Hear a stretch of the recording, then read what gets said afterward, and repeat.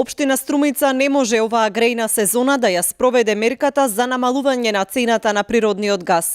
Иако општината рече дека сакаат да ја спроведат заради загадувањето на воздухот и да ги мотивираат граѓаните да го користат овој енерген за затоплување.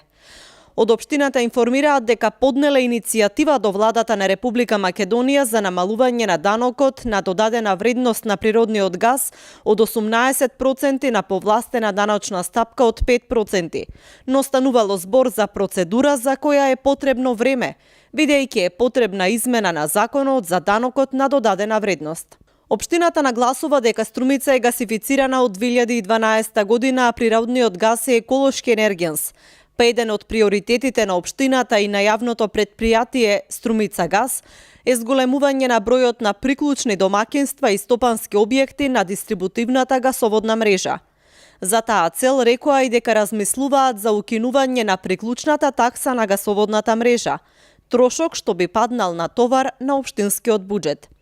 Изминатите денови Струмица повторно беше еден од најзагадените градови во државата. Со денови вредноста на PM10 частичките беше над 188 во метар кубен воздух.